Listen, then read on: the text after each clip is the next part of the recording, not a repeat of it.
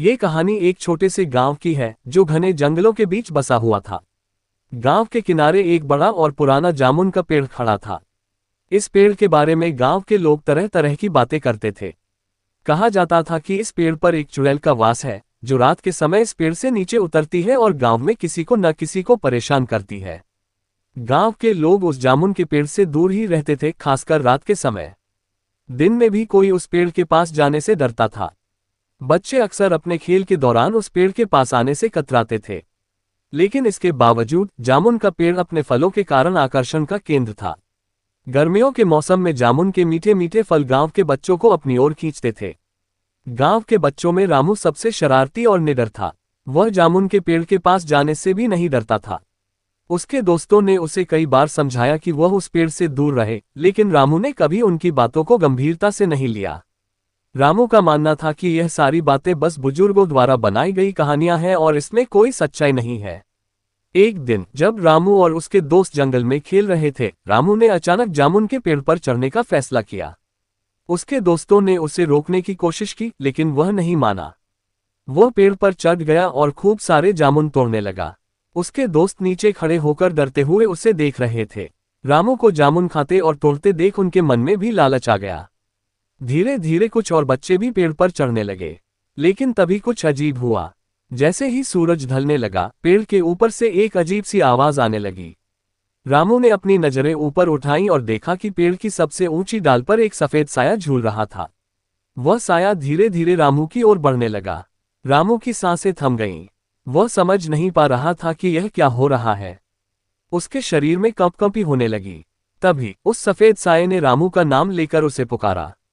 रामू का दिल तेजी से धड़कने लगा। उसने सुना था कि चुड़ैल अक्सर लोगों के नाम लेकर पुकारती है। उसने अपने सारे दोस्तों को पेड़ से नीचे कूद जाने का इशारा किया और खुद भी जल्दी जल्दी पेड़ से उतरने लगा। नीचे उतरते ही उसने देखा कि उसके दोस्त वहां से भाग चुके थे। रामू भी जल्दी जल्दी घर की ओर दौड़ा।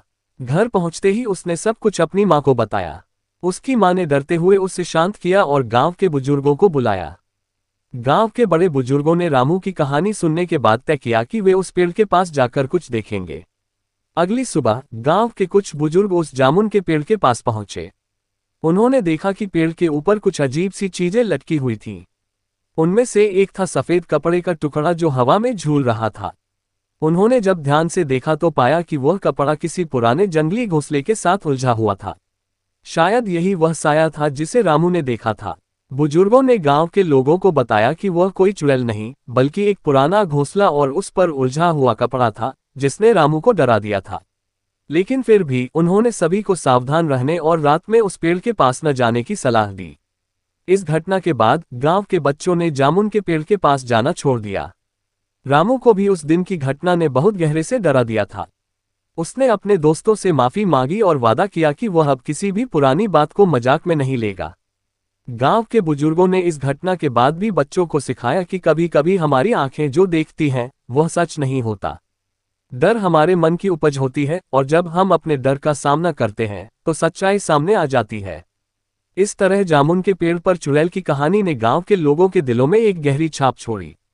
बच्चों ने ये सीख ली कि किसी भी अज्ञात चीज से सावधान रहना चाहिए, लेकिन उसे अंधविश्वास में बदलकर अपने जीवन को डरावना नहीं बनाना चाहिए। ये कहानी आज भी गांव के लोग एक दूसरे को सुनाते हैं, लेकिन अब ये डर की नहीं बल्कि हिम्मत और समझदारी की कहानी बन गई है।